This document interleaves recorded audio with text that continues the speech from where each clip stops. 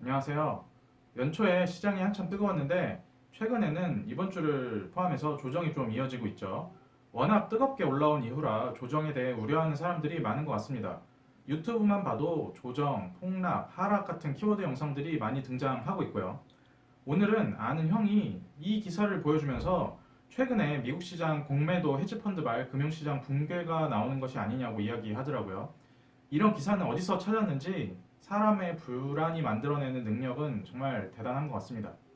아무튼 그래서 오늘은 최근 조정의 원인을 좀 살펴보고요. 조정에 대한 제 생각과 우리는 이런 데 무엇을 해야 하는지 이야기를 짧게 해보겠습니다. 제가 가입자 영상으로 최근 포트폴리오 조정에 대해서 영상을 올렸는데 이번 약간의 하락으로 미리 생각했던 비중 조절을 추가로 해야겠다는 생각이 들더라고요. 참고로 제 영상은 제 생각일 뿐입니다. 투자에는 수많은 길이 있고 내가 하는 것만 정답이라고 생각하지도 않아요. 이것저것 생각하시고 자신에 맞는 투자를 찾아가시면서 참고 정도로 생각해 주셨으면 좋겠습니다. 자, 일단 조정의 원인이에요. 신문에도 많이 나왔으니 짧게만 이야기 드리자면 크게 보면 총 4가지 정도 있는 것 같습니다. 최근 장중 급락 관련 여러 하우스에서 코멘트나 리포트가 많이 나왔었죠. 첫 번째로 중국 인민은행의 유동성 회수 우려가 있었어요. 중국 금융당국이 공개시장 조작을 통해 유동성을 회수하기 시작하면서 1월 26일 이후 중국 증시도 조정을 계속 그치고 있습니다. 결국 인민은행이 조만간 강력한 유동성 회수 정책을 쓸 것이고 이런 신호는 다른 나라 중앙은행에도 영향을 미칠 수 있다는 우려였죠. 두 번째는 1월 FOMC에 대한 실망감이에요.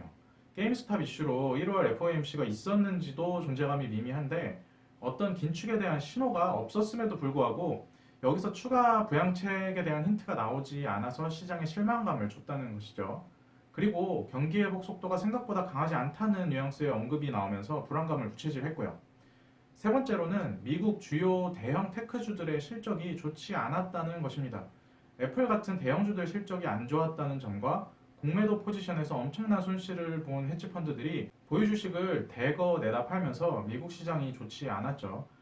테크 대형주들 실적이 실제 안 좋았느냐 이거에 대한 이야기는 뒤에서 따로 할 얘기가 있습니다. 그리고 마지막으로는 현재 주식시장이 단기 과열권에 있기 때문에 차익 실현 욕구와 피로감이 상당하다는 분석이 있었죠.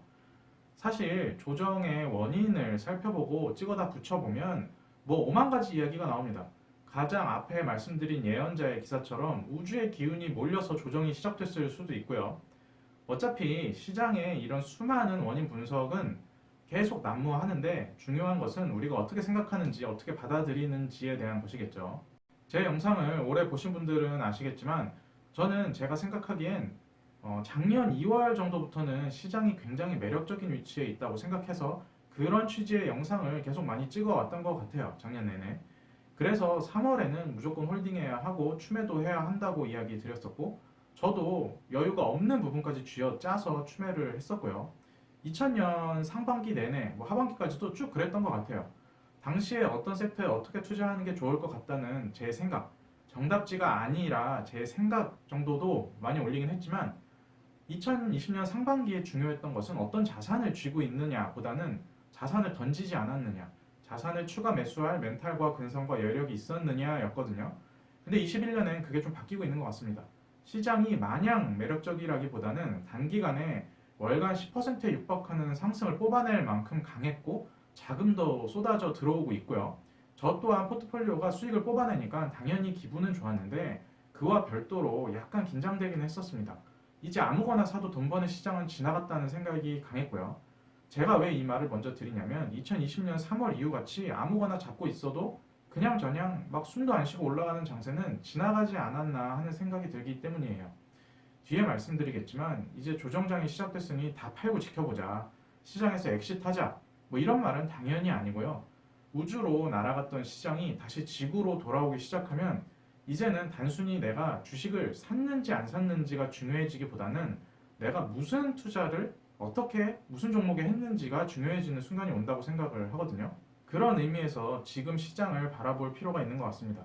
대부분의 사람들은 강한 상승세가 나올수록 이미 불타오르거나 불타고 난 종목들에 환호하지만 강한 상승세가 나올수록 오히려 반대로 실제 실적이 찍히는 업황이 확실히 개선되는 개선될 수밖에 없는, 그러면서도 가격도 충분히 누워 있어서 매수할 만한 종목에 더 집중을 해야 한다고 생각합니다. 그런 종목들이 지금 조금씩 줄어들고 있고 잘 안 보이긴 하지만 그래도 거기에 집중을 해야 돼요. 그래서 저는 이번 조정을 어떻게 생각하느냐, 사실 이거는 조정이라고 본격 이야기하기엔 약간 민망한 수준의 하락이죠. 원래 연간 10%에서 15% 정도 빠지는 하락은 진짜 빈번했어요. 지금 하락이 대폭락의 서막인지 아니면 매번 있었던 수준의 하락인지 아니면 그냥 찔끔 하락하고 다시 대폭등할지 저는 전혀 알 수는 없지만, 정상적이고 통상적인 시장이라고 가정하면 조정 또한 상승만큼 자연스러운 과정이라고 할 수 있습니다. 2019년에 미중 무역 분쟁으로 증시가 진짜 지겹게 질질 흐를 때 이런 이야기 많이 드렸던 것 같습니다. 자산 시장은 직선 운동하지 않는다. 직선 운동하는 자산 시장은 없습니다. 오래된 섭리이자 교훈인 평균 회귀를 생각해봐도 그렇습니다. 산이 높을수록 골이 깊죠. 주식 시장에서는 이걸 과열, 이격 같은 용어로 부르더라고요. 최근에 이격도가 높아졌다, 이격이 벌어졌다 등등 이야기를 많이 하죠. 이런 얘기 많이 듣죠. 절대적인 지표는 아니겠지만 이렇게 과열이 되고 주가가 급등하게 되면 일정 기간을 놓고 평균 낸 이동평균치 사이가 벌어지게 됩니다. 단기 급격한 상승을 경험할수록 사람들의 차익 실현 욕구는 아주 당연하게 높아지겠죠. 이런 것들이 자연스러운 조정으로 이어집니다. 이 과정에서 떨어지는 이유를 찍어다 붙이기도 하고요. 주가가 너무 뜨거워서 과열됐을 때는 아무리 좋은 호실적도 악재가 되기도 하고, 주가가 바닥에 붙어서 락바텀을 형성한 경우에는 적자를 내도 호재가 되기도 해요. 전자의 경우가 바로 이번 애플 이런 빅테크 실적 발표라고 생각을 합니다. 호실적이 악재로 둔갑할 때 흔히 나오는 것들이 컨센서스입니다. 시장 기대치 대비 실적이 어땠다 이러는 것들이죠. 이미 실적의 영역을 벗어나서 기대의 영역으로 주가가 오른 뒤엔 실제 실적보다 실적에 대한 기대감을 충족시켰느냐 이거를 보는 것인데, 실제 애플 실적은 굉장히 잘 나왔어요. 더 이상 좋아질 수 있을까 싶었는데 더 이상 좋아지더라고요. 분기 매출이 역대 최고치를 찍었죠. 그럼에도 불구하고 시장 기대 대비 미진하다고 시장은 생각하는 것 같습니다. 그래서 저는 이번 조정이 그간 과열된 상황 때문에 오는 자연스러운 현상이라고 생각을 해요.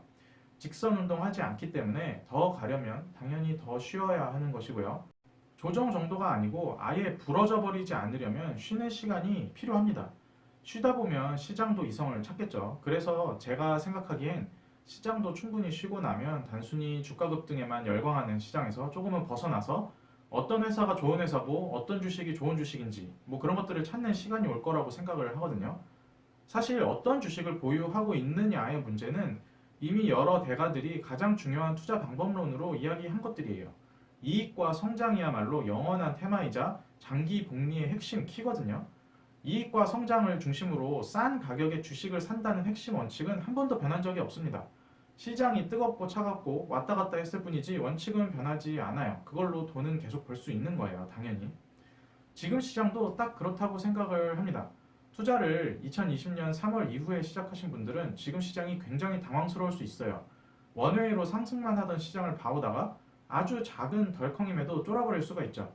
근데 이게 원래 시장의 모습이고, 이럴 때는 우리가 어떤 주식을 내가 보유하고 있는지 한번 들여다봐야 한다고 생각해요. 사실 지금 한번 들여다보면 엄청 늦은 건데 지금이라도 들여다봐야겠죠. 하락장은 고통스러운 순간만이 아니고요. 포트폴리오 조정의 기회가 되기도 합니다. 웬만한 조정장에서는 웬만한 주식은 같이 빠지기 때문에 진짜 좋은 주식으로 비중을 옮길 수 있는 기회가 되죠. 성장하는 주식들의 복리 효과는 굉장히 강력합니다.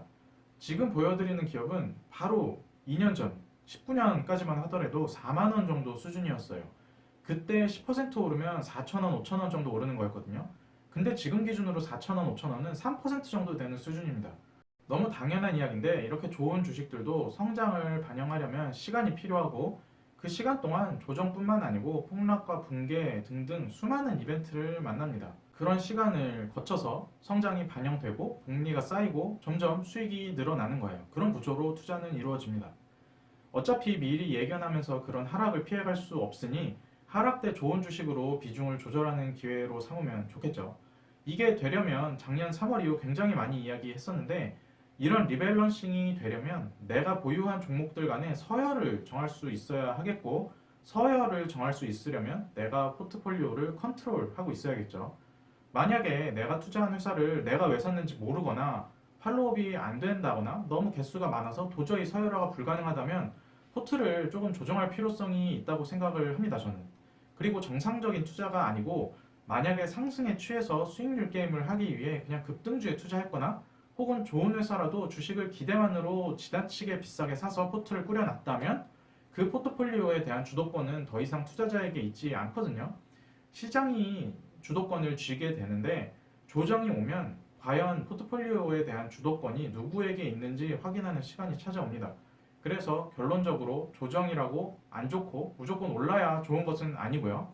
조정이 오더라도 좋은 주식은 그게 기회가 될 수 있고 리밸런싱 기회가 될 수 있다고 생각을 합니다. 투자는 비중을 조절하면서 계속 이어나가는 것이지 시장을 예단하면서 막 들어갔다 나왔다 아예 다 팔았다가 아예 다시 샀다가 이런 것들은 아니라고 저는 생각하거든요. 다만 이제는 단순히 시장에서 투자를 했느냐 이게 중요한 시기를 지나서 내가 무슨 생각으로 어디에 뭘 투자했는지가 중요한 시간이 오고 있다 혹은 이미 왔다라고 할 수 있겠죠. 그냥 제 생각을 오늘 정리를 해봤습니다. 투자자 간 생각은 다 다를 수도 있고 방법도 다 다를 수도 있겠죠. 가는 길도 무수히 많고 각자에게 맞는 방법도 다 다릅니다. 투자에 대해서 생각을 하시고 여러 가지 이야기를 들어보시고 좋은 선택 잘 하셨으면 좋겠습니다. 오늘 이야기 들어주셔서 감사합니다.